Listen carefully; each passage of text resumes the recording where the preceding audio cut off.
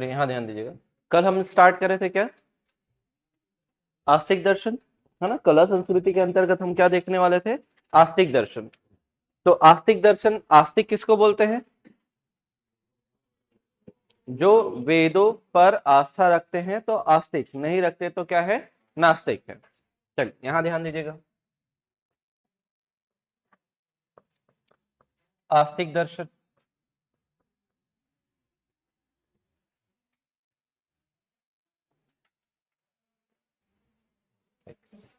यहां पर देखिएगा दर्शन, इसके प्रणेता, प्रणेता के बाद देखेंगे ग्रंथ, ग्रंथ के बाद आपको याद रखना है क्या, इस ग्रंथ का कोई ना कोई भाष्य बना होगा, भाष्य भी समझेंगे क्या होता है। और फिर उसके बाद पढ़ेंगे क्या, भाष्यकार कौन है।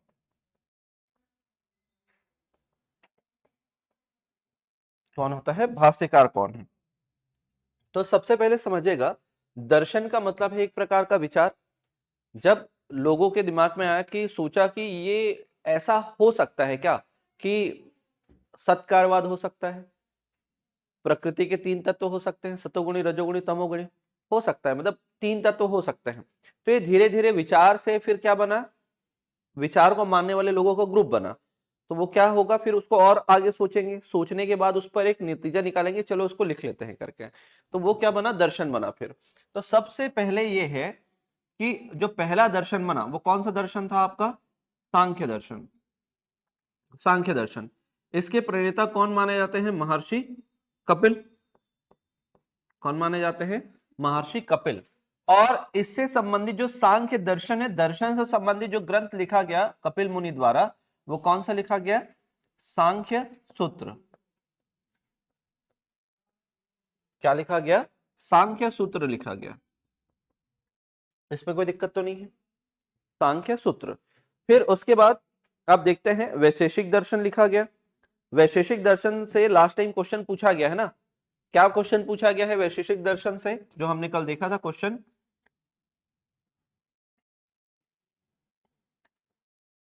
वैशेषिक दर्शन का नाम है वैशेषिक। तो वैशेषिक दर्शन वाला जो है वो महर्षि कणाद, या किसने लिखा है, उलुक ने लिखा है। क्या बोलते हैं, कणाद या उलुक। अब यहां पर देखते हैं जो ग्रंथ लिखा गया है वो क्या लिखा गया है, वैशेषिक सूत्र लिखा गया है।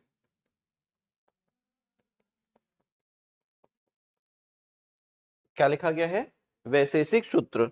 कल अगर ध्यान होगा तो हम यही डिस्कस कर रहे थे।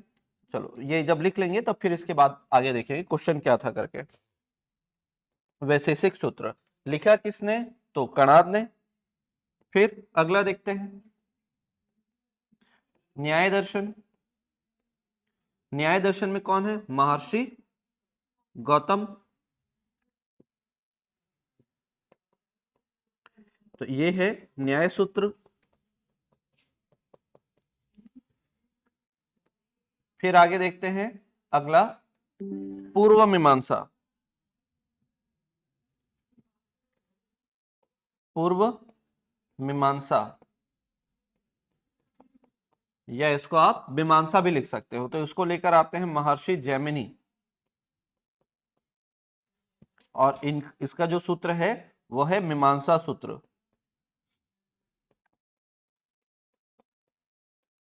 मीमांसा सूत्र।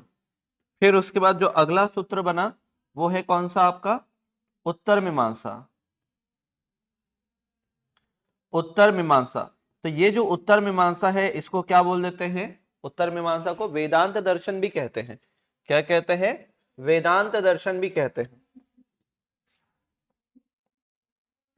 वेदांत दर्शन, वेदांत दर्शन। तो इसके जो प्रणेता है वो कौन है, बादरायण। बादरायण। और बादरायण ने जो लिखा है इससे रिलेटेड जो ग्रंथ वो है ब्रह्मसूत्र। कौन सा है, ब्रह्मसूत्र।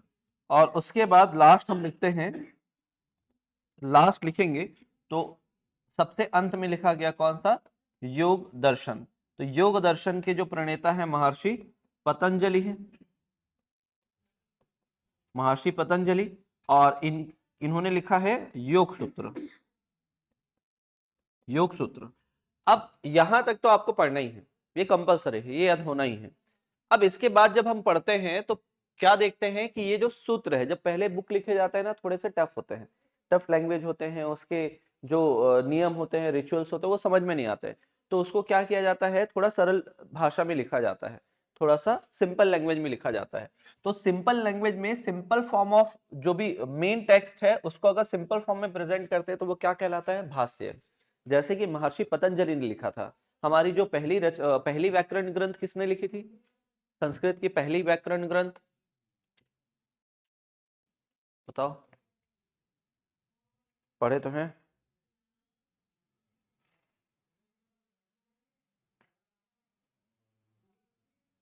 कुछ तो नाम है, बहुत फेमस नाम है। ना ना ना, अष्टाध्यायी सुने हैं? याद नहीं है? अष्टाध्यायी हमारे भारत में संस्कृत का क्या माना जाता है, पहला ग्रामर बुक माना जाता है। पहला संस्कृत ग्रामर जो है वो कौन सा है आपका, अष्टाध्यायी। किसने लिखा है, पाणिनि ने। तो छत्तीसगढ़ का पाणिनि किसको बोलते हैं फिर? हाँ, क्यों बोलते हैं, क्योंकि उन्होंने छत्तीसगढ़ी का व्याकरण लिखा हुआ है, इसलिए बोलते हैं। तो वैसे ही जब पहले पाणिनि जी ने क्या लिखा था, अष्टाध्यायी लिखा, पहला ग्रामर बुक लिखा, तो भाई किसी के पल्ले नहीं पड़े, क्योंकि उसमें जो भाषा लिखी गई है, भाषा का प्रयोग किया गया, वो थोड़ा सा टफ है।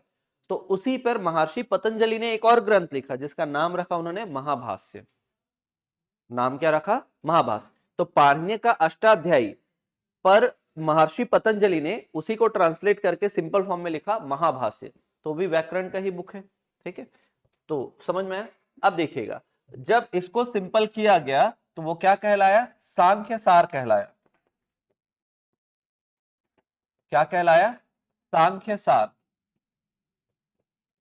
और इसको लिखा विज्ञान भिक्षु ने,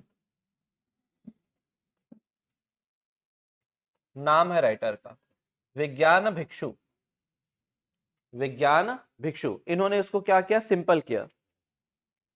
फिर उसके बाद यहां पर भाष्य लिखा गया क्या, धर्म पदार्थ धर्म संग्रह।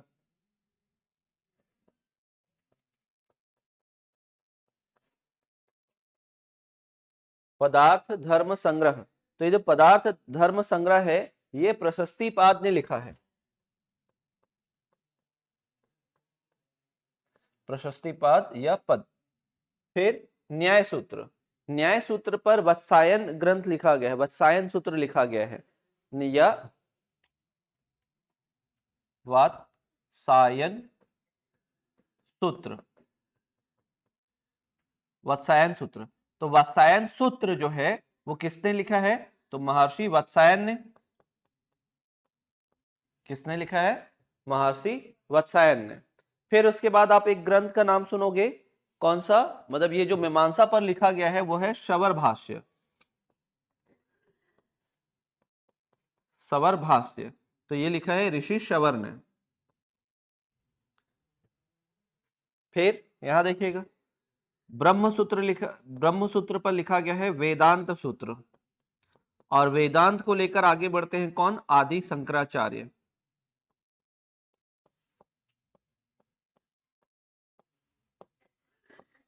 कौन सा है, आदि शंकराचार्य। तो आदि शंकराचार्य ही क्या करते हैं, वेदांत की स्थापना करेंगे।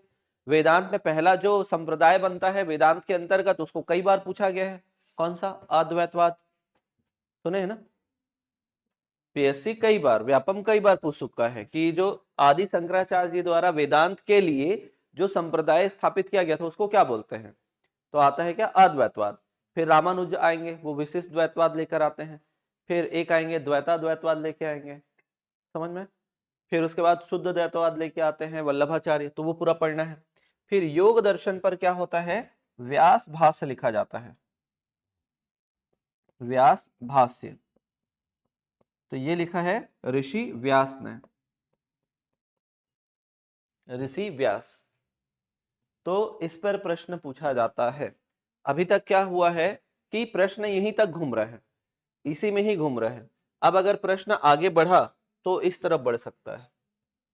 ठीक है। ये पूछ सकता है कि धर्म पदार्थ संग्रह वात्स्यायन सूत्र किस दर्शन पर आधारित है, सौरभाष्य किस दर्शन पर आधारित है, वेदांत सूत्र, ये तो फिर भी समझ में आ जाता है वेदांत सूत्र, क्योंकि उसको क्या बोलते हैं, वेदांत दर्शन बोलते हैं। व्यास भाष्य किससे संबंधित है, तो योग दर्शन से संबंधित है, ये याद रखना है। अब क्या करना है, ये जो सांख्य दर्शन है इसको एक एक करके डील करते चलना है कि सांख्य दर्शन में हमको क्या क्या पढ़ना है। यहां तक समझ में आया? पहले तो ये टेबल आपको याद करना है।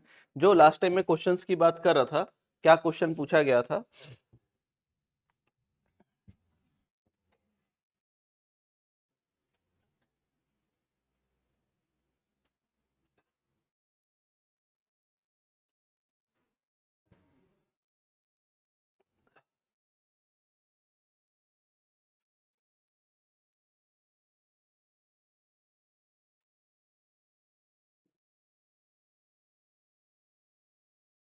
ये था, देखो पिछले बार के पेपर में ये था, वैशेषिक सूत्र बोला है ना।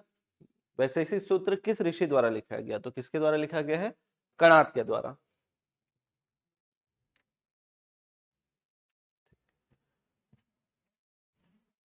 आगे देखिएगा, तो पहला जो दर्शन है वो है आपका सांख्य दर्शन।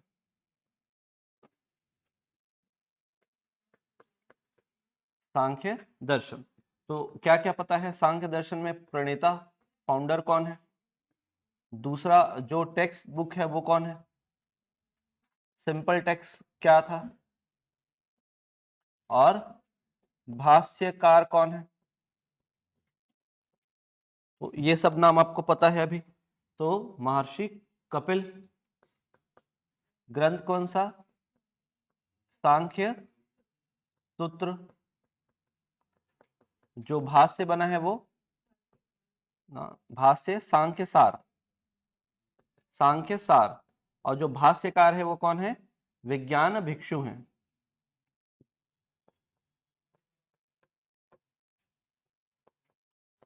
विज्ञान भिक्षु। तो अभी ये माना जाता है कि मूल रूप से जो हमारे पास जो सांख्य बुक है वो अवेलेबल नहीं है, ना तो ये हमारे पास अवेलेबल, ये दोनों हमारे पास अवेलेबल नहीं है। तो हमको क्या ध्यान रखना है कि एक आपने पढ़ा क्या, सांख्य सूत्र, सांख्य सूत्र किसका है, ये कपिल का। सांख्य सार, सांख्य सार ये किनका है, विज्ञान भिक्षु का। ये दोनों हमारे पास अवेलेबल नहीं है, ये दोनों हमारे पास अवेलेबल नहीं है। तो हुआ क्या है कि पहले तो सांख्य सूत्र लिखा गया था, सांख्य सूत्र को बहुत सारे विद्वानों ने पढ़ा, और उन्हीं में से एक विद्वान कौन थे, सांख्य सार लिखने वाले विज्ञान भिक्षु। तो विज्ञान भिक्षु ने भी कहीं ना कहीं अपने टेक्स्ट बुक में ये सब लिखा, मतलब सांख्य सार लिखा, लेकिन वर्तमान में ये भी बुक नहीं है। तो इन सब को डिकोड करने का, जैसे अब मान लेते हैं मैंने कोई चीज लिखा और आपको बताया, मैंने एक ग्रंथ लिखा और इस ग्रंथ से मैंने आपको कुछ सिखाया कि भैया मैंने ये पढ़ा है, आप लोग इसको जानो करके। मेरा ग्रंथ नष्ट हो गया, लेकिन मेरी बात बताई हुई बातें कहां पर मिलेंगी, आपके पास मिलेंगी, आपकी कॉपी में मिलेंगी। तो वैसे ही क्या हुआ, जब इन्होंने आगे अपना ज्ञान पास ऑन किया था तो इनके शिष्यों के कॉपियों में वो सारे चीज लिखे हुए थे। तो इसको किसने किया था, ईश्वर कृष्ण नाम है, उन्होंने क्या किया था, सांख्य कारिका नामक एक बुक लिखी थी। किसने लिखी थी, सांख्य कारिका। तो ध्यान रखिएगा, इसको पूछा जाता है, ये सबसे ज्यादा इंपॉर्टेंट है। सांख्य कारिका, कारिका कौन है, ईश्वर कृष्ण ने लिखा है, ईश्वर कृष्ण। ध्यान रखिएगा, सांख्य कारिका, तो हम सांख्य सांख्य शब्द से सुन रहे हैं, अगर ध्यान नहीं आया तो हम हो सकता है कपिल लगा के आ जाएं। तो आपको ध्यान रखना है, सांख्य सूत्र बोलेगा तो वो कौन है, कपिल। सांख्य सार बोलेंगे तो विज्ञान भिक्षु, और सांख्य कारिका अगर बोलेगा तो कौन है, वो ईश्वर कृष्ण है, ईश्वर कृष्ण। तो ईश्वर कृष्ण ने क्या किया, विज्ञान भिक्षु और जितने भी उस समय के स्टूडेंट हो सकते थे, विद्वान हो सकते थे, उनको बुक को पूरा पढ़ा और वापस से रिक्रिएट किया, क्या, सांख्य सूत्र। किस नाम से, सांख्य कारिका के नाम से, सांख्य कारिका के नाम से उसको वापस से क्या किया, प्रेजेंट किया था।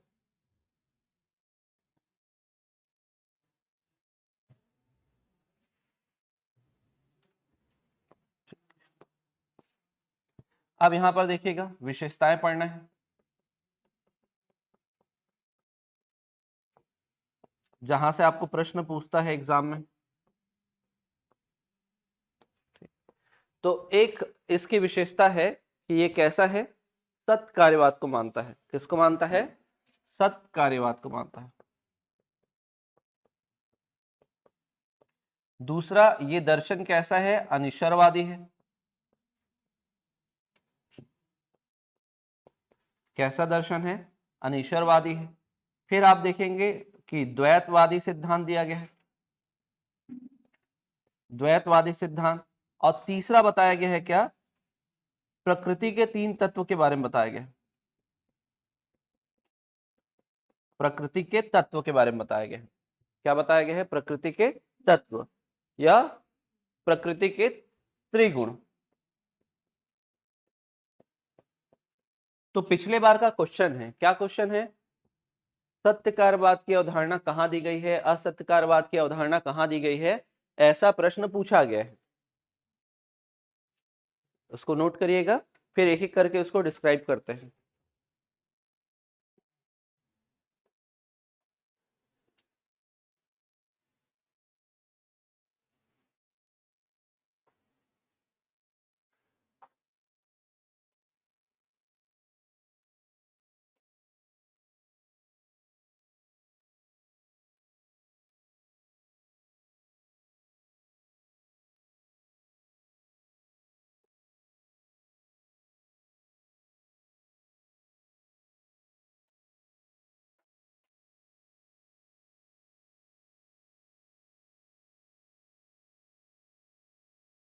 हो गया लिख के? ठीक। यहां देखिएगा क्वेश्चन क्या पूछा जाता है इसमें। अभी तक जो क्वेश्चन पूछा गया है सिंपल ही क्वेश्चन पूछा गया है, आने वाले समय में हो सकता है कि बदल जाए। ठीक है, जैसे यहां देखिएगा त्रिरत्न हो गया। ये देखो क्वेश्चन क्या पूछा है, असत्य कार्यवाद किसका कार्य कारण सिद्धांत है। अब हमने अभी क्या लिखा है? सत्य कार्यवाद। अगर पूछा जाता सत्य कार्यवाद किसका है तो हम क्या टिक करते? सांख्य दर्शन। असत्य कार्यवाद किसका है? न्याय दर्शन का। जब न्याय दर्शन पढ़ेंगे तो समझेंगे क्या है न्याय दर्शन। तो अभी तो ये समझना है कि ऐसा ही प्रश्न पूछेगा। और प्री थोड़ा सा इजी रहता है मेंस के रिस्पेक्ट में, लेकिन कुछ नहीं बोल सकते कब क्या होने वाला है, क्योंकि आपका एग्जाम जो है 5 चरणों में है। ठीक है, तो पेपर हो सकता है आसान है, लेकिन ऐसा कोई संभव नहीं है, बोला नहीं जा सकता पहले से। तो देखिएगा क्या है, पहला पॉइंट क्या लिखा है? सत्य कार्यवाद।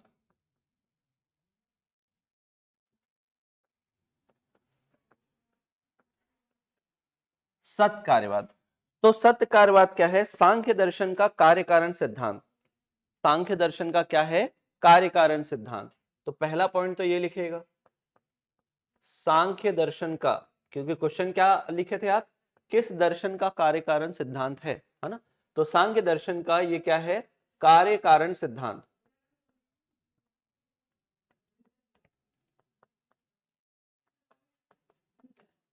सांख्य दर्शन का क्या है? ये कार्य कारण सिद्धांत है। अब ये कार्य कारण सिद्धांत क्या बोलता है कि कार्य अपने कारण में पहले से विद्यमान होता है।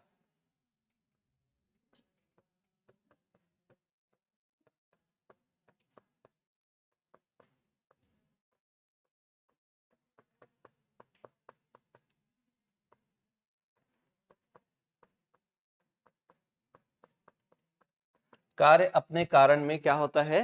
पहले से विद्यमान होता है। इसका मतलब क्या समझ में आ रहा है कि जो भी चीज हमारे पास है उसका कहीं ना कहीं सोर्स तो रहा होगा, उसका कहीं ना कहीं क्या रहा होगा? सोर्स रहा होगा। तो ये लाइन जो है, जैसे इसको समझते हैं तभी से यहां से क्या होगा, आपको ईश्वरवादी अनिश्वरवादी समझ में आ जाएगा। ठीक, जैसे ये कार्य है, जैसे यहां पर देखो मैंने यहां पर लिखा क्या? वृक्ष। ठीक है, वृक्ष लिखा, मैंने यहां पर लिख दिया घड़ा। घड़ा, मैंने यहां लिख दिया क्या? फर्नीचर, मेज। ठीक, ऐसा मैंने कुछ लिखा है। तो अब ये इसके लिए जो वृक्ष आपके सामने दिख रहा है, घड़ा जो दिख रहा है, और जो आपके सामने मेज जो बना होगा, जो टेबल चेयर जो बना हुआ है, क्या वो पहले से ही था? नहीं था, पहले से नहीं था, लेकिन कुछ था उससे ही बना है ना। कुछ ना कुछ रहा होगा, ऐसा तो नहीं था कि शून्य से उत्पन्न हुआ होगा कुछ, ऐसा हो सकता है क्या? नहीं। तो ये जो सिद्धांत है बोलता है कि बीज रहा होगा तभी क्या बना है, वृक्ष बना है। घड़ा तभी बना है जब यहां पर क्या रहा होगा, मिट्टी रहा होगा। मेज तभी बनेगा जब यहां पर क्या होगा, लकड़ी रहा होगा, तभी बन पाएगा। शून्य से कोई भी चीज नहीं बना सकते आप। तो कार्य निर्भर करता है किस पर, अपने कारण पर। तो ये यहीं से फिर ना अनिश्वरवादी वाली अवधारणा आ जाती है कि ईश्वर ने सब कुछ नहीं बनाना है, पहले तो कुछ ना कुछ तो रहा होगा, तब जाकर वो क्या हुआ है, ट्रांसफॉर्म हुआ है। तो यहां पर आपको याद रखना है, जो बेसिक क्वेश्चन जो बनेगा वो क्या बनेगा, सत्कार्यवाद किस दर्शन की अवधारणा है, तो सांख्य दर्शन में सत्कार्यवाद। तो आपका रिवीजन वाला जो लाइन पेज होगा ना वो यही होगा, इतना ही पढ़ के जाना है एग्जाम में आपको, कि सत्कारवाद है, अनिश्वरवादी, द्वैतवादी है, और वो क्या है, प्राकृतिक तत्व को मानता है करके। प्रकृति के कितने तत्व, 3 तत्व, वो भी देखेंगे अभी क्या है। ये समझ में आया? ठीक, क्लियर है? अनिश्वरवादी में क्या होगा,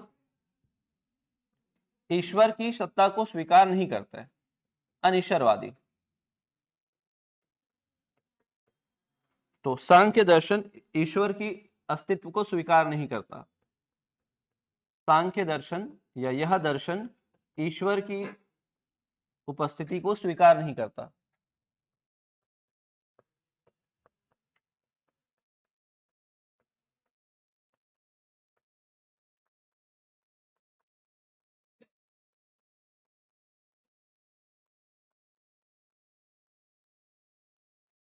ईश्वर की उपस्थिति को क्या नहीं करता, स्वीकार नहीं करता। वही दूसरा पॉइंट अगर देखते हैं, यहां तक समझ में, ईश्वर की सत्ता को स्वीकार नहीं करता। फिर आपने देखा कौन सा सिद्धांत बोला गया है, प्रकृतिवादी, सॉरी द्वैतवादी, क्या लिखा हुआ है, ड्युअलिज्म, प्रकृतिवादी। तो द्वैतवादी बोला गया है ना, तो प्रकृति जो है वो क्या है, द्वैतवादी सिद्धांत। तो बोला गया है क्या, कि ये जो सृष्टि बना है ना, दो चीजों से मिलकर बना है। जैसे ये जो क्लासरूम है, ये दो चीजों से मिलकर बना है, एक तरफ मैं हूं और दूसरी तरफ क्या हो, आप हो, तब ये इसको क्लासरूम बोलेंगे। कोई ऐसा खाली रूम जहां पर कोई स्टूडेंट ना हो, ना कोई टीचर हो, उसको क्लासरूम बोलना चाहिए क्या, नहीं। तो ये पूरा एक क्लासरूम क्या है, एक मान लो सृष्टि है, उसमें एक तरफ क्या है, प्रकृति है, और एक तरफ क्या है, पुरुष है। दो तत्वों की बात होती है, इनको मिलाकर ही सृष्टि की रचना होती है, ये माना जाता है। तो यहां पर क्या है, दो तत्वों की बात की जाती है। एक तत्व कौन सा है, प्रकृति, और एक तत्व को क्या बोला गया है, पुरुष। एक तत्व को क्या बोला गया है, प्रकृति, और दूसरे तत्व को क्या बोला गया है, पुरुष बोला गया है। और प्रकृति कैसा है, थोड़ा इसी में डिफरेंस लिख रहा हूं। प्रकृति जो है वो अचेतन है, और क्या है, सक्रिय है। जैसे मैं अभी जो एग्जांपल ले रहा हूं उसको समझ के देखिएगा। प्रकृति का मतलब मैं अपने आप को रखा हूं यहां पर, प्रकृति का मतलब मैं क्या हूं, अपने आप को रखा हूं। मैं लगातार आपसे क्या कर रहा हूं, बोल रहा हूं, बता रहा हूं, और अपने आप को बदल रहा हूं, स्लाइड बदल रहा हूं। तो लगातार परिवर्तित कौन हो रहा है, प्रकृति परिवर्तित हो रहा है। प्रकृति आपको लगातार क्या कर रहा है, बता रहा है, और आप बैठकर क्या कर रहे हो, सुन रहे हो। ठीक है, और कौन से मन में आपका जा रहा है ये पूरा नॉलेज, आपके चेतन मन में जा रहा है। कौन से मन में जा रहा है, चेतन मन में जा रहा है, और वो कहां से है, अचेतन मन से है। और यहां ध्यान रखना है कि आप कैसे हो, अभी आप अपना नॉलेज नहीं लगा रहे हो, आप क्या कर रहे हो, केवल सुन रहे हो। ठीक है, तो ये क्या होता है, वो सक्रिय है, तो ये क्या होगा, निष्क्रिय। बस इतने पॉइंट का आप इस्तेमाल रखिएगा, और नहीं पढ़ना है इसमें। वैसे प्रकृति के पूरे 25 तत्व होते हैं ऐसा बोला जाता है, लेकिन नहीं पढ़ना है उतना अपने को। फिर से बता रहा हूँ, फिर से बता रहा हूँ, ठीक है। जैसे ना हमारे मन के ना तीन तीन आधार बताए जाते हैं। आपने सुना होगा ना, हम कभी ना कभी यूज किए होंगे, अरे अनकॉन्शियस माइंड में, सबकॉन्शियस माइंड में, कॉन्शियस माइंड में। तो वैसे ही क्या बोला जाता है कि हमारे जो होते हैं ना मस्तिष्क के ना 3 स्तर होते हैं। ठीक है, जैसे अगर मैं मान लो बर्फ लूं, जैसे समुद्र में बर्फ देखते हैं हम, तो ऊपर में कितना परसेंट हिस्सा दिखता है, केवल 10% हिस्सा दिखता है। बर्फ का कितना परसेंट हिस्सा दिखता है, केवल 10। और वो 10% ही क्या है, आपका चेतन मन कहलाता है। और 90% हिस्सा होता है वो क्या कहलाता है, आपका अचेतन मन। तो अचेतन मन में हमारी जितनी भी इच्छा, संवेग, ये सब होता है। संवेग होता है, हमारी इच्छाएं होती है, हमारा कल्पना होता है, वो सब कहाँ होता है, अचेतन मन में। तो यहाँ पर प्रकृति के पास कैसा मन है, अचेतन मन। बनाना बिगाड़ना सब किसके हाथ में है, प्रकृति के हाथ में है। किसके हाथ में है, प्रकृति के हाथ में। और इसके हाथ में क्या है, केवल जो प्रायर नॉलेज है, जैसे अभी आप लोग सुन रहे हो, है ना, अगर कल ये सब चीज को रिपीट नहीं करोगे तो कल क्या हो जाओगे, भूल जाओगे, क्योंकि आपकी कोई पार्टिसिपेशन नहीं है। आप कौन से कंडीशन में बोला गया है, निष्क्रिय। यहाँ पर प्रकृति और पुरुष, यही दो शब्द याद रखेगा। आगे चलकर अवधारणा चेंज होती है, प्रकृति की जगह परमात्मा ले लिया जाता है और इसकी जगह क्या ले लिया जाता है, आत्मा। लेकिन यहाँ पर आपको इस कॉन्सेप्ट में, सांख्य में, आपको केवल प्रकृति और पुरुष शब्द का ही प्रयोग करना है।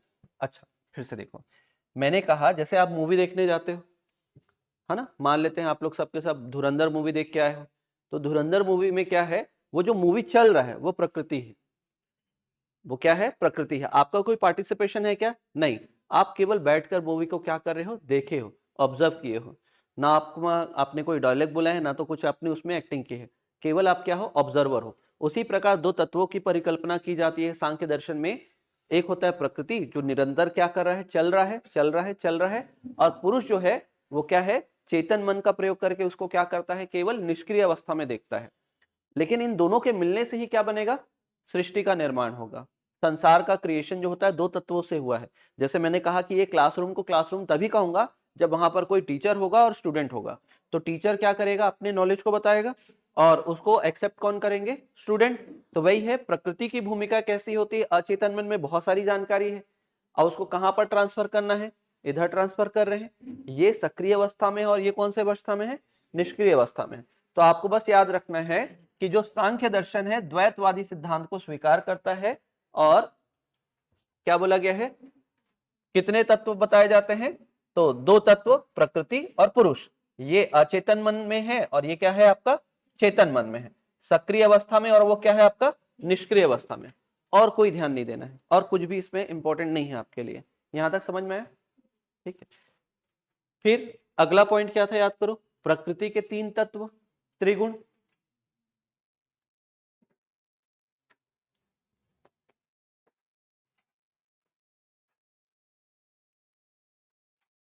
प्रकृति के त्रिगुण,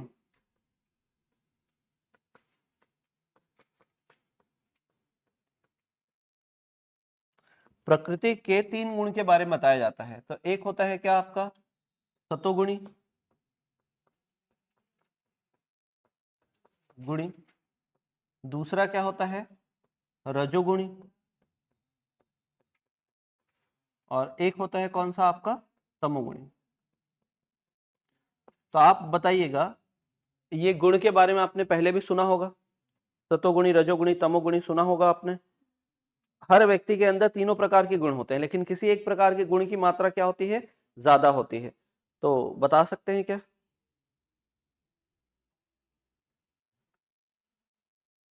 बताओ। याद रखना, ये तीन गुण से बने हैं, ये त्रिगुण से बने हैं, त्रिगुण, और ये याद रखिएगा ये त्रिगुण से बने हुए हैं। और पुरुष की मात्रा क्या होती है, अनेक होते हैं। जैसे आप लोग अनेक हो, मैं तो एक ही हूं, मेरे अंदर क्या है, त्रिगुण है, और आप लोग अनेक हैं। तो ये ध्यान रखना, ये लिख लीजिएगा। हाँ, हाँ, वही वही तीन गुण, वही तीन गुण है। अब बताइएगा, तीन गुण से क्या आशय है आपका, त्रिगुण में कौन सा दर्शन जो है, मतलब इसमें आप सब गुण होता है हमारे अंदर, लेकिन किसी एक गुण की जो प्रोबेबिलिटी है सबसे ज्यादा होती है। तो एग्जाम्पल से समझाता हूँ, शायद आपको जल्दी समझ में आ जाएगा।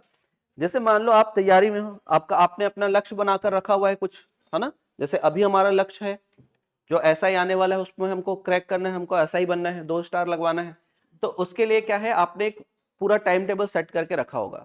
मान लो आप अपना टाइम टेबल सेट करके रखते हो कि सुबह 5 बजे उठना है, और अलार्म भी क्या है, 5 बजे का लगा के रखे हो, और आपकी नींद 4 बजे खुल गई, है ना। 4 बजे नींद खुल गई और आपने सोचा, अरे यार मजा आ गया, आज तो 1 घंटा पहले उठ गए, 1 घंटा ज्यादा समय मिलेगा, और आप उसी समय 4 बजे उठे और अपना काम करना शुरू कर दिए। मतलब आप समय से पूर्व आप काम कर रहे हो, ठीक है। तो आपके अंदर कौन सा गुण है, सतोगुणी है। कौन सा गुण है, सतोगुणी। यदि 4 बजे आपकी नींद खुली, लेकिन आपने देखा यार टाइम टेबल में तो 5 बजे लिखा हूं, और बोले कि नहीं 1 घंटा और सोना है, और 1 घंटा सो गए, लेकिन अलार्म बजा 5 बजे, और 5 बजे आप उठे और उठकर अपने काम में भिड़ गए। मतलब हर काम का एक परफेक्ट टाइम आपने मैच करके रखा हुआ है। तो आपके अंदर कौन सा गुण है, रजोगुणी है, ठीक है। तीसरा कंडीशन, 5 बजे अलार्म बजा और सोच रहे हो अरे यार अभी बहुत ज्यादा नींद आ रहा है, एक काम करते हैं 10-15 मिनट सो जाते हैं और करके, या अलार्म को 10 मिनट आगे बढ़ा बढ़ाकर 2 घंटे बाद उठ रहे हैं, तो वो कौन सा गुण होगा? तमोगुणी। तो अब बताओ कौन सा गुण है? सबके में अलग अलग है लेकिन ज्यादा कौन सा है? ठीक है। ठीक है, आपको रजो की ओर बढ़ना है। रजो कैसा होता है? महत्वाकांक्षी होता है, उसको सब चाहिए, संपन्नता चाहिए, सुख चाहिए, धन चाहिए, सबकी लालसा होनी चाहिए। और ये क्या होता है कि अपना जीवन सुख और शांतिपूर्वक जीना है, दूसरे से कोई मतलब नहीं रखते हैं, ऐसा वाला है। तो यहां तक जाते हैं तो साधु संत बनते हैं, हमको कहां तक रहना है? रजो। रजो जैसा काम होना चाहिए लेकिन विचार कैसे होने चाहिए? सतो जैसे होने चाहिए। ठीक, तो यहां पर देखिएगा ये कैसा होता है? शांत,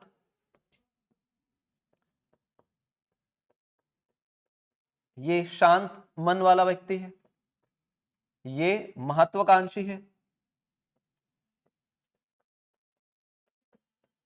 सम्मान की चाह, और ये क्या होता है? युद्धशील, संघर्षशील,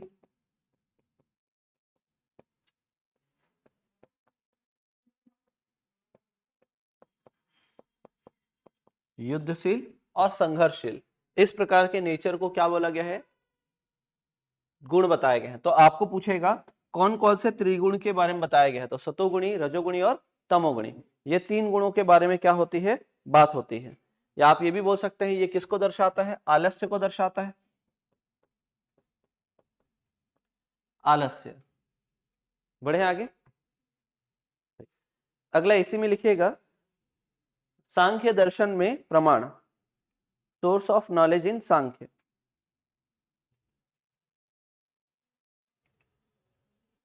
सांख्य दर्शन में प्रमाण, 5वां पॉइंट लिखिएगा।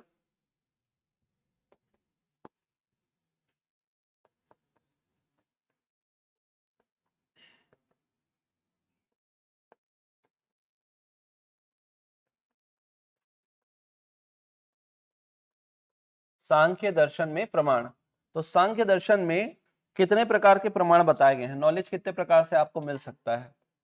तो इसमें बताया गया है कितने प्रकार से? 3 प्रकार से, सोर्स ऑफ नॉलेज। तो सबसे पहले हमेशा याद रखना है, सबसे पहला जो सोर्स होता है वो होता है प्रत्यक्ष। कौन सा होता है? प्रत्यक्ष। प्रत्यक्ष को बोलते हैं हम लोग क्या? परसेप्शन। दूसरा है अनुमान, इंटरफेरेंस, अनुमान।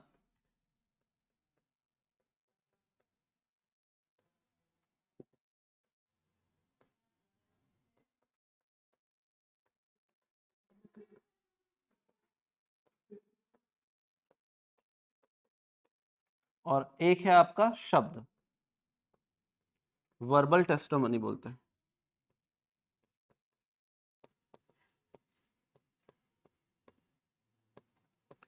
Verbal testimony. यहां देखिएगा, आप किस पर विश्वास करोगे, किसको नॉलेज मानोगे? तो पहला है प्रत्यक्ष, जिसे हमने अपनी इंद्रियों का प्रयोग करके जाना है, वो चीज क्या होगा? हमेशा सत्य होगा।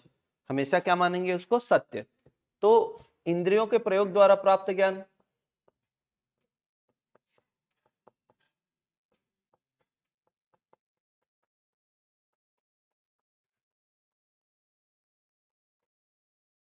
इंद्रियों के प्रयोग द्वारा प्राप्त ज्ञान जो भी होगा उसको क्या बोला जाएगा?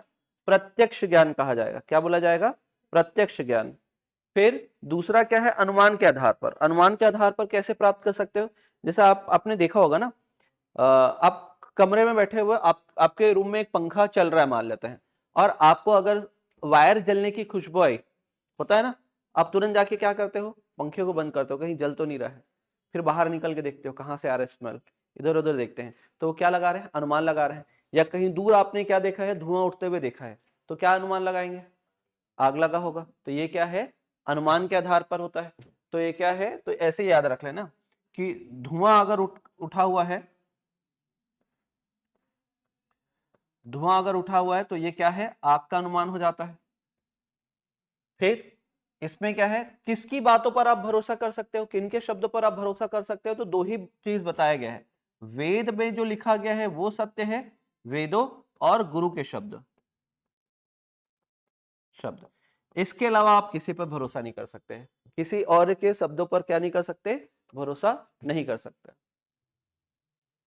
ठीक है, तो जल्दी से रिपीट करते हैं विशेषताओं को। बस 5 विशेषता हमने पढ़ा है। पहले पढ़ा है सत्कार्यवाद, फिर पढ़ा है क्या, अनिश्वरवादी, तीसरा आपने पढ़ा है क्या, ठीक है, द्वैतवाद, फिर उसके बाद प्रकृति के 3 त्रिगुण, और फिर उसके बाद सांख्य दर्शन। क्या बोले हैं, सांख्य दर्शन। अगला देखिएगा, अगला कौन सा दर्शन है, वैशेषिक।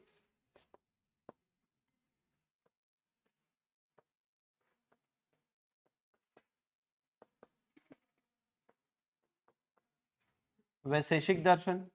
तो वैशेषिक दर्शन में देखिएगा, पहला आपने क्या लिखा है, प्रवर्तक या प्रणेता, प्रवर्तक या प्रणेता।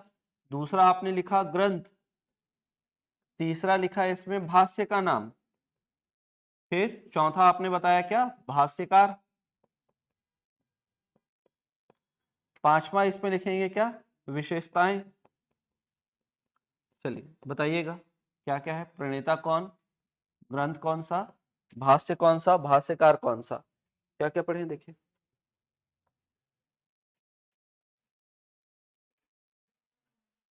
क्या पढ़े हैं, कणाद। कणाद की बुक का नाम क्या है, वैशेषिक, है ना।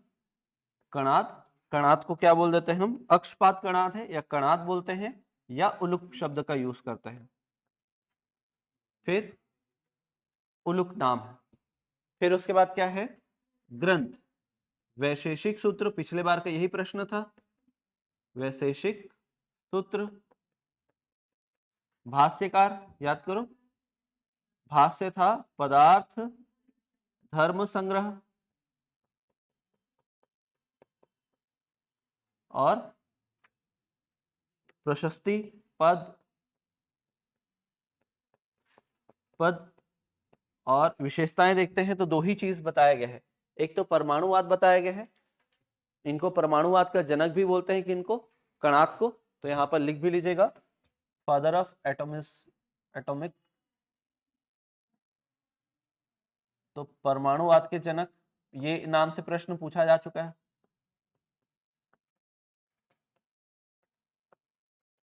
परमाणुवाद के जनक, तो एक तो परमाणुवाद बताते हैं, और दूसरा ये बताते हैं क्या, प्रमाण। जैसे वहां भी एक 5वां पॉइंट लिखना था, प्रमाण लिखना था, वहां पर नहीं लिख पाए हैं, तो यहाँ पर क्या है, दो विशेषता इसमें पढ़नी है। प्रमाण के कितने आधार बताए गए हैं, और दूसरा चीज यहाँ पर देखना क्या है कि कितने प्रकार के परमाणु सिद्धांत के बारे में क्या बोला गया, और प्रमाण कितने प्रकार के बताए गए हैं। सांख्य दर्शन में कितने प्रमाण बताए गए हैं, 3। क्वेश्चन पूछेगा ना, सांख्य दर्शन में कितने प्रमाण होते हैं, तो 3 प्रमाण होते हैं, प्रत्यक्ष, अनुमान और शब्द। प्रत्यक्ष, अनुमान और शब्द। यहां पर देखेंगे तो 2 प्रकार के प्रमाण पढ़ेंगे। तो पहले में तो कोई दिक्कत नहीं है, पहला वाला टेबल तो अपन पहले भी पढ़ चुके हैं, पहले वाला टेबल जो है हम पहले भी पढ़ चुके हैं। देखिएगा अगला क्या पढ़ना है, तो इसकी विशेषताओं में पहली विशेषता जो है वो क्या है आपका, परमाणुवाद।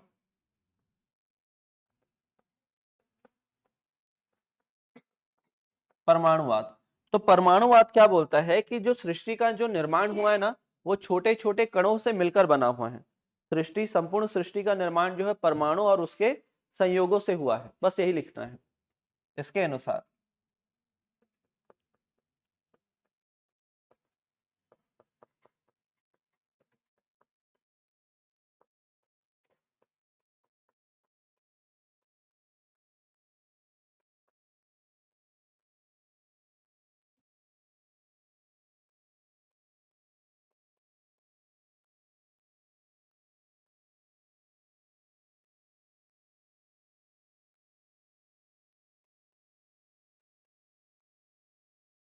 एवं उसके संयोजन से हुआ है।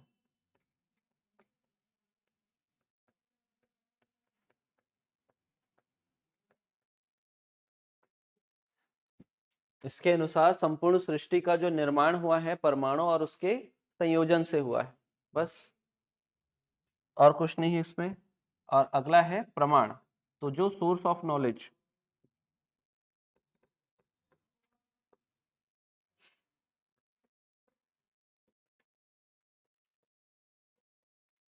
सोर्स ऑफ नॉलेज या सत्य के दो आधार बताए गए हैं। एक आधार बताया गया है क्या, प्रमाण, मतलब एक प्रत्यक्ष रहेगा और दूसरा क्या रहता है इसमें, अनुमान। दो रहेगा ही रहेगा। तो पहला और दूसरा उधर का जो पढ़े थे वही रहेगा यहाँ पे। तो पहला तो है प्रत्यक्ष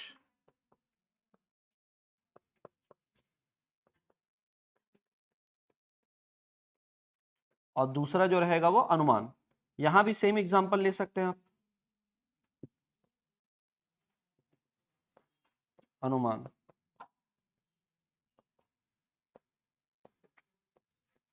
इंटरफेरेंस, याद रखना ये कौन से दर्शन का कार्य कारण सिद्धांत है, वैशेषिक दर्शन का कार्य कारण सिद्धांत।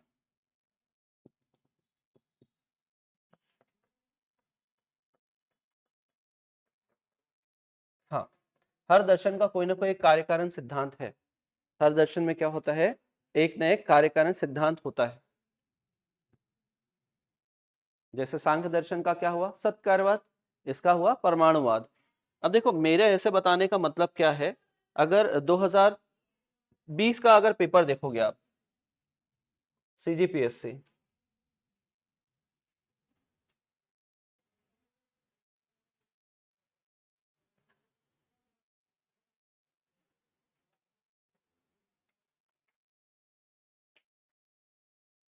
20 या 21 में मिलेगा आपको, चलो 20 से ही देखते हैं।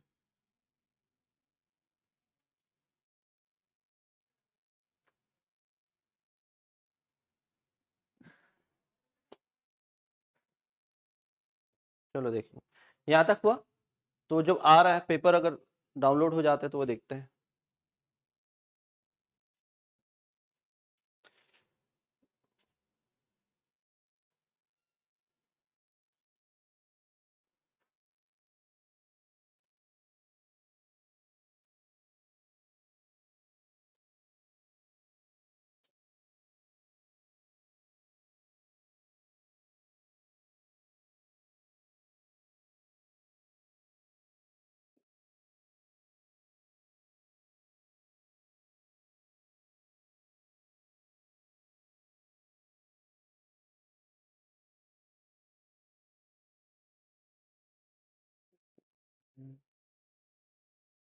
सांख्य दर्शन ही दिया हुआ है देखना, और ये कथन कारण बनाकर ही दिया हुआ है।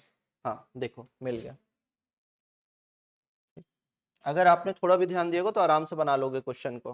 क्या लिखा है देखिएगा, निम्नलिखित कथनों को पढ़िए तथा सही विकल्प का क्या करना है, चयन करना है। बताइएगा, कपिल सांख्य पद्धति के सबसे पुराने प्रणेता है, सही है, क्लियर है ना। फिर उसके बाद, कपिल यह बताते हैं कि किसी व्यक्ति का जीवन प्रकृति की शक्तियों द्वारा गढ़ा गया है, ठीक है, किसी दैवी सत्ता द्वारा नहीं, मतलब किसी भी ईश्वर का कोई रोल नहीं है। किसके द्वारा गढ़ा गया है, प्राकृतिक शक्तियों के द्वारा गढ़ा गया है। तो हमारे दिमाग में क्या आता है, ईश्वर को कैसे नहीं मानेगा, देवता को कैसे नहीं मानेगा, देवता को तो मानना चाहिए, लेकिन ये कैसा दर्शन है, अनिश्वरवादी है। तो कथन और कथन दोनों क्या है आपके, सही है। तो क्या हो जाएगा, दोनों सही। समझ में आया, ठीक है। तो इस टाइप के क्वेश्चन पूछे गए।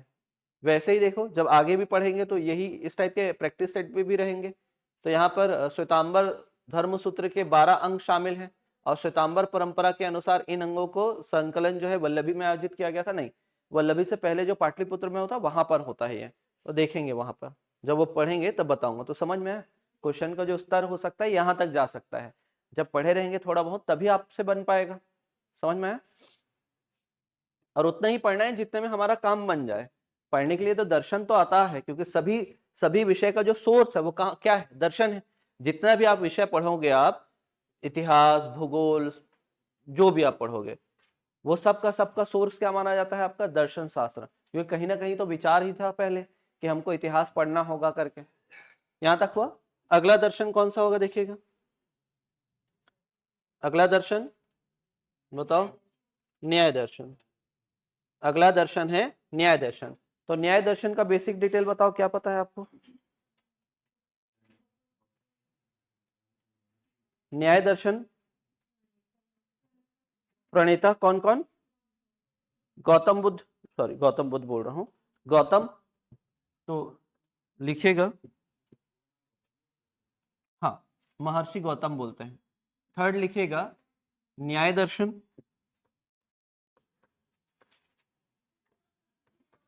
न्याय दर्शन। तो न्याय दर्शन में सबसे पहले क्या है? महर्षि गौतम प्रणेता। फिर दूसरा आपने लिखा था कौन सा? ग्रंथ। ग्रंथ के बाद आपने लिखा भाष्य। भाष्य के बाद लिखेंगे क्या आप? भाष्यकार, कि किसने लिखा है? तो वात्स्यायन ने लिखा है, भाष्यकार। और फिर उसके बाद इसकी विशेषताएं देखेंगे। तो विशेषताओं में जो पूछा जाता है, एक तो असत्यकारवाद पूछा जाता है, जो एग्जाम पेपर में बताया था मैंने अभी, है ना। विशेषताएं, तो विशेषताओं में पहला तो हमको यही देखना है कि असत्यकार्यवाद क्या होता है।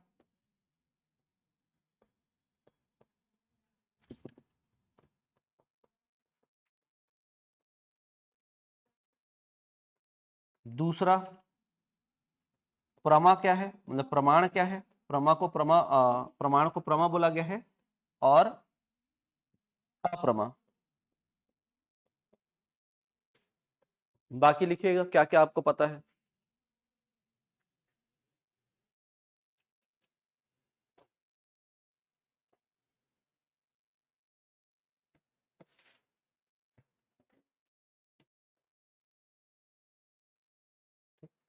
यहां पर कौन आएंगे?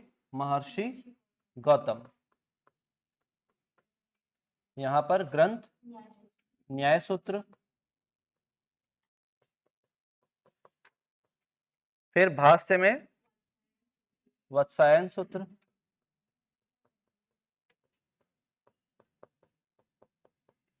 महर्षि वात्स्यायन, महर्षि वात्स्यायन। तो देखना है कि इसमें क्या बताया गया है, असत्यकारवाद के बारे में कहां बताया, क्या बोला गया है। तो ये लिखिएगा। तो ये कौन से दर्शन का कार्य कारण सिद्धांत है? न्याय दर्शन का। तो पहले यही लिखना है, लिख लिए क्या यहां तक?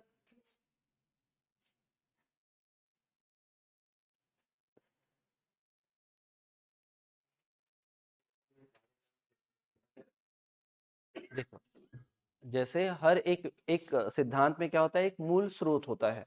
जैसे अगर आप देखें तो जब आप बौद्ध दर्शन पढ़ेंगे तो बौद्ध दर्शन का एक कार्य कारण सिद्धांत क्या बोला जाता है, जो उसका मूल मंत्र है। किसी भी धर्म का क्या होता है, एक मूल मंत्र होता है, एक बेसिक प्रिंसिपल होता है। जैसे बौद्ध धर्म की अगर मैं बात करूंगा तो उसमें होता है त्रिरत्न, सॉरी बौद्ध धर्म का देखेंगे तो मध्यम मार्गी होगा। जैन धर्म का देखेंगे तो त्रिरत्न होता है।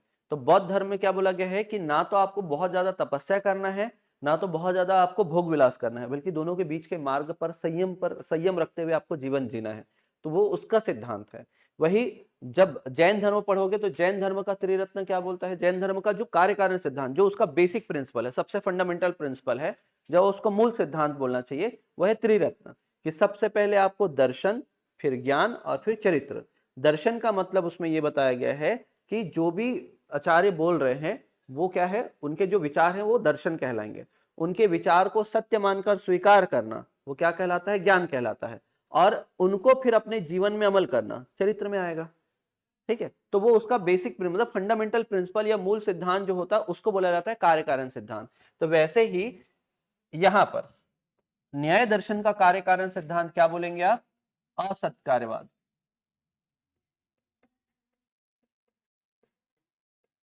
असत्कार्यवाद। तो आप क्या लिखेंगे इसमें? न्याय दर्शन का कार्य कारण सिद्धांत। ठीक है, तो वहां पर आप ब्रैकेट में लिख देना, कार्य कारण सिद्धांत का मतलब मुख्य सिद्धांत। न्याय दर्शन का कार्य कारण सिद्धांत या मूल सिद्धांत।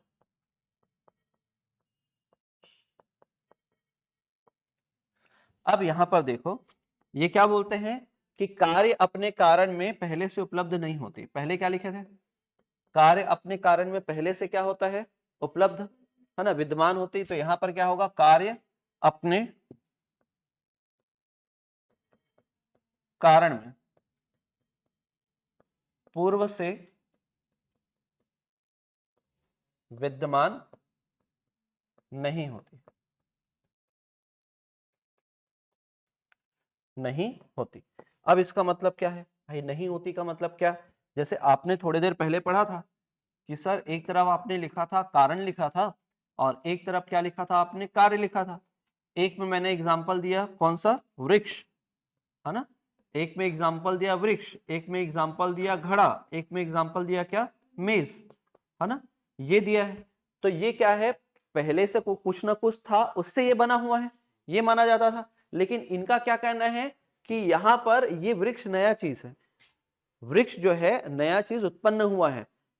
बीज तो आप कहीं भी रख सकते हो, लेकिन अगर उसको आपने इन्वायरमेंट नहीं दिया, पानी नहीं दिया, खाद नहीं दिया, तो क्या वो वृक्ष बन जाएगा? नहीं, वो आपने उससे क्या किया है, नया चीज। जो हम चावल खाते हैं खाने के लिए, वो भी एक प्रकार का बीज ही है, चावल से ही तो चावल बनेगा ना, ठीक है। लेकिन उसको आपने वो स्थिति दी ही नहीं, इस कारण वो बन ही नहीं पाया। तो इसमें क्या बोला जाता है कि वो जो बीज से, बीज अलग क्वांटिटी है, अलग चीज है, और ये वृक्ष क्या है, अलग है। तो याद रखना ये नई वस्तु बनी है, ये नया पदार्थ बना हुआ है। मिट्टी तो बहुत सारा है, क्या सभी मिट्टी से घड़ा बना है क्या? नहीं, उसको क्या दिया गया है, उसको वैसा आकार दिया गया तब जाकर वो बना है। वैसे ही लकड़ी, लकड़ी तो बहुत सारा है, लेकिन क्या उस सब लकड़ी मेज बन पाएगा, बन पा रहा है क्या? नहीं। तो इसमें क्या बोला जाता है कि वो क्या दिया जाता है, उसको वातावरण दिया जाएगा तब जाकर बदलेगा। तो इस चीज को समझिएगा। सांख्य दर्शन में क्या होता है, रूपांतरण। सांख्य दर्शन में आपने पढ़ा क्या, सत्कार्यवाद। सत्कार्यवाद क्या बोलता है कि सांख्य दर्शन में, है ना, ये क्या बोलता है, वस्तुओं का क्या होता है, रूपांतरण होता है। क्या होता है, रूपांतरण। और असत्य कार्यवाद क्या बोलता है, नई वस्तु का निर्माण होता है। कौन से दर्शन का है, न्याय दर्शन का। तो ये क्या बोलता है, नई वस्तु का निर्माण होता है।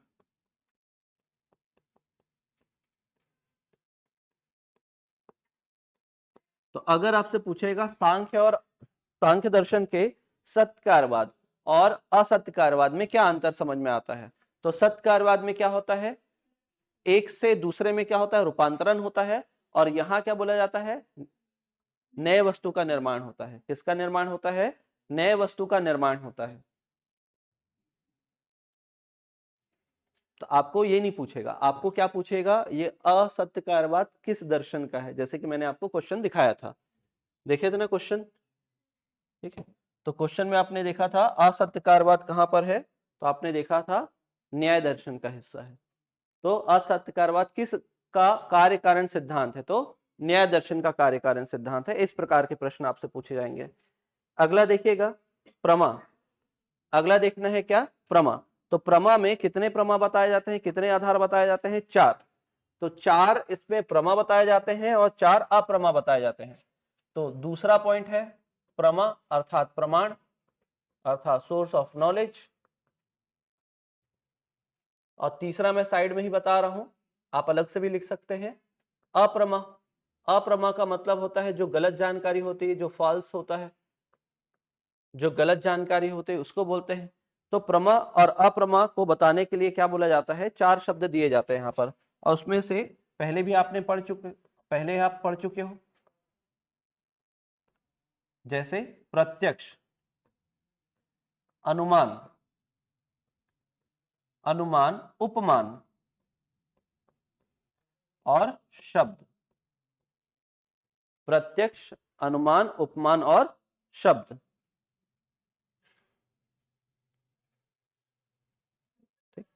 फिर यहां देखते हैं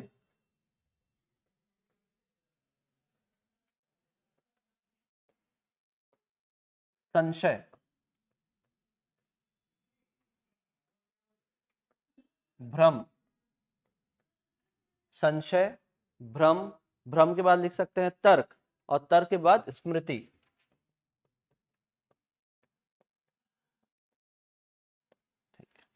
तो अनुमान, प्रमाण कैसे मान सकते हैं आप, जैसे इंद्रियों का प्रयोग करके। जो भी चीज आपने, अगर मान लो चाय ठंडी या गर्म है तो क्या करना पड़ेगा, पी के देख लो, पता चल जाएगा। या धुआं उठते दिखेगा तो पता चल जाएगा, क्योंकि आपने देखा है उसको। दूसरा, अनुमान का मतलब वही है, जैसे मैंने कहा कि आपको स्मेल आया, पंखा आपने तुरंत बंद कर दिया, कहीं लाइट शॉर्ट तो नहीं हो रहा वो। तीसरा में क्या है, तुलना के आधार पर आप क्या करते हो, ज्ञान प्राप्त करते हो। जैसे आपके क्लास में दो बच्चे हैं, एक का नंबर बहुत अच्छा आ रहा है, तो आप क्या करोगे, तुलना करके ये क्या बताओगे कि ये बच्चा ज्यादा अच्छा है पढ़ने में, ये बच्चा उतना अच्छा नहीं है, तो वो बता सकते हो। और शब्द के लिए सेम वही, वेद और किस पर भरोसा कर सकते हैं, गुरु पर। वेद और किस पर भरोसा कर सकते हैं, गुरु पर अपन भरोसा कर सकते हैं। तो यहां पर एक बस लिख रहा हूं, किस आधार पर, तुलना के आधार पर ज्ञान प्राप्त करना, आधार पर, किस आधार पर, तुलना के आधार पर। बाकी तो सब वही रहेगा। यहां पर क्या आ जाएगा, इंद्रियों के द्वारा। यहां पर क्या हो जाएगा, जैसे धुआं अगर दिख रहा है तो क्या होगा, आग लगने का अनुमान लग जाएगा। और यहां पर कौन से शब्द पर भरोसा करेंगे ज्यादा, वेदों और गुरु के शब्द पर। वेद और गुरु के शब्द पर हम क्या करेंगे, भरोसा करेंगे। संशय का मतलब क्या होता है, जब आप डाउट में होते हो। किसमें होते हो, डाउट में। किसमें होते हैं, डाउट में। तो संशय का मतलब क्या होना, डाउट बोलते हैं इसको। जैसे आप क्या कर रहे हो, कहीं से पास हो रहे हो, मतलब ये रास्ता है और रास्ते में आप क्या कर रहे हो, यहां से कहीं पर जा रहे हो इधर वाले डायरेक्शन में, और यहां पर एक ऐसा स्ट्रक्चर है ना, जो रोड में है, ऐसा घुमावदार रूप में, तो उसको आप क्या मान सकते हो, जैसे आप साइकिल से जा रहे हो, ऐसा एक स्ट्रक्चर दिख रहा है ना, वैसा स्ट्रक्चर एक दिख रहा है, तो क्या हो सकता है, आप संशय में पड़ जाओगे। कैसा, कि वो क्या है, सांप है या रस्सी है। तो अगर ये मन में चल रहा है सांप है कि रस्सी है, तो वो क्या कहलाता है, आपका डाउट कहलाता है। दूसरा चीज, जैसे कई बार आप ऑप्शन में फंस जाते हो, यार डाउट हो रहा है, ए आएगा या बी आएगा, ए होगा या तो बी होगा, तो वो क्या होता है, डाउट कहलाता है। वैसे ही सांप है या रस्सी है, वो डाउट। अगर उसको गलत ही मान लिया आपने, रस्सी को ही सांप मान लिया, तो वो क्या कहलाता है, आपका भ्रम, इल्यूजन। इल्यूजन। रस्सी को सांप मान लेना क्या कहलाएगा, आपका भ्रम कहलाएगा। और तर्क का मतलब, आपने पहले ही तर्क बनाकर रखा हुआ, पहले ही क्या करके रखा हुआ है, विचार बनाकर रखा हुआ है कि ऐसा स्ट्रक्चर तो इस चीज का होता है। या आपने देखा होगा इस टाइप का प्रश्न, मतलब कहा जहां पर भी इनमें से सभी दिया होता है तो ज्यादातर आंसर वही होता है। तो ये क्या आप बनाकर रखे हो तर्क, कैसा हो सकता है क्या हर बार, नहीं हो सकता। और तीसरा चीज क्या है, पहले इसमें लिख लेना ना, पहले देख लेना, रस्सी या सांप, रस्सी या सांप है, ये वाला स्ट्रक्चर में हो आप, रस्सी को सांप मान लेना, ये क्या कहलाएगा, आपका भ्रम कहलाएगा।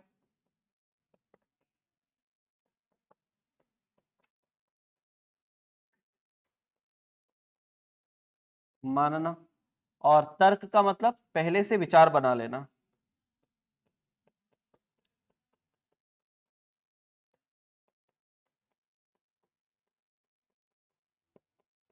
पहले से विचार बना लेना। और लास्ट बोला जाता है स्वप्नों को सत्य मानना।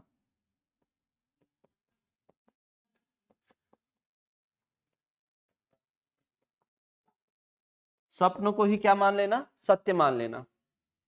तो आपको पूछेगा प्रमा कितने प्रकार के, प्रमाण, प्रमा या प्रमाण कितने प्रकार के, न्याय दर्शन में तो चार, और अप्रमा कितने प्रकार के, चार प्रकार के। तो उसका मतलब क्या होता है, पहले आप दुविधा में हो, दूसरा आपने गलत चीज को दूसरा चीज बोल दिया है, तीसरा आपने पहले से मानसिकता बना ली है, तो वो क्या हो सकता है, असत्य हो सकता है। और चौथा, आपकी जो स्मृति में है, जो आपको नॉलेज में आ रहा है, या जो आपने स्वप्न देखा है, उसी चीज को आप क्या मान लेते हैं, सत्य मान लेते हैं। क्या मान लेते हैं, सत्य मान लेते हैं। तो ये ध्यान रखना है। तो आपको ये अंदर का कोई कहानी नहीं पूछेगा, कोई भी नहीं, बस ये आपको कहानी टाइप सा बता रहा हूं ताकि आपको क्या रहे, याद रहे। ये आपको पूछेगा प्रमा में किनको शामिल किया गया है, किनको नहीं शामिल किया गया है, अप्रमा में कौन शामिल है, कौन शामिल नहीं है, इस टाइप का प्रश्न होगा। कल इससे हम लोग बेसिक क्वेश्चन सॉल्व करके देखेंगे जो अभी तक पढ़े हैं, और उसके बाद आगे पढ़ेंगे। कल आपका मेरे ख्याल से आस्तिक दर्शन वाला जो होगा हिस्सा, वो कंप्लीट हो जाएगा। ठीक, जब क्वेश्चन सॉल्व करेंगे तो आधा चीज वहां पर क्लियर हो जाएगा कि वो समझ में आ रहा है कि नहीं आ रहा है, क्वेश्चन बन रहा है कि नहीं बन रहा है। क्वेश्चन भी है मेरे पास प्रॉपर, लेकिन अभी जैसे देखते हैं, क्वेश्चन भी दिखा देता हूँ। क्वेश्चन जब देखोगे तो ज्यादा अच्छे से समझ में आएगा।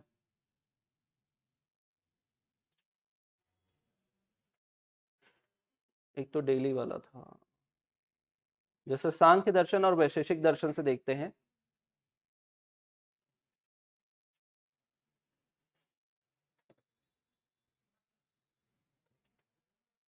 जैसे ये है, सांख्य दर्शन मूल रूप से क्या है? आदर्शवादी, ईश्वरवादी, द्वैतवादी, एकवादी। क्या आएगा? क्या आएगा? द्वैतवादी। यहां देखते हैं, तीन गुण क्या है? सत्व गुण, रजस गुण और तमस गुण। फिर सांख्य दर्शन में द्वैत तत्व क्या है? प्रकृति और पुरुष। आत्मा, मन, कर्म, ज्ञान नहीं, क्या है? केवल प्रकृति और पुरुष याद रखना है। फिर इसमें देखिएगा, सांख्य दर्शन ईश्वर के विषय में क्या मानता है? क्या बोलता, बताओ? सृष्टि करता है, ईश्वर सर्वशक्तिमान है, ईश्वर का अस्तित्व आवश्यक नहीं है। समझ में आया? ठीक है। वैशेषिक दर्शन प्रसिद्ध किस लिए है? किस सिद्धांत के लिए? परमाणुवाद सिद्धांत के लिए। फिर निम्न में से कौन सा सांख्य दर्शन का प्रमाण नहीं है? अब बताओ, सांख्य दर्शन में प्रमाण, सांख्य दर्शन में 3 प्रमाण बताए गए हैं, है ना? हाँ, सांख्य दर्शन में 3 नहीं है ना, 3 था। कौन कौन सा? प्रत्यक्ष, अनुमान और शब्द था। क्या नहीं है? उपमान नहीं है। गुड। वैशेषिक दर्शन किस प्रकार का दर्शन है? तो अभी यहां पर दोनों में रिलेट नहीं किए हैं, ये भौतिकवादी है। जब बाद में रिलेट करेंगे तब आपको समझ में आ जाएगा। फिर वैशेषिक दर्शन किस लिए प्रसिद्ध है? सेम क्वेश्चन हो गया है। समझ में आया? क्वेश्चन किस प्रकार का पूछेगा इसमें? इसी टाइप का इसमें आपको प्रश्न पूछेगा। क्लियर?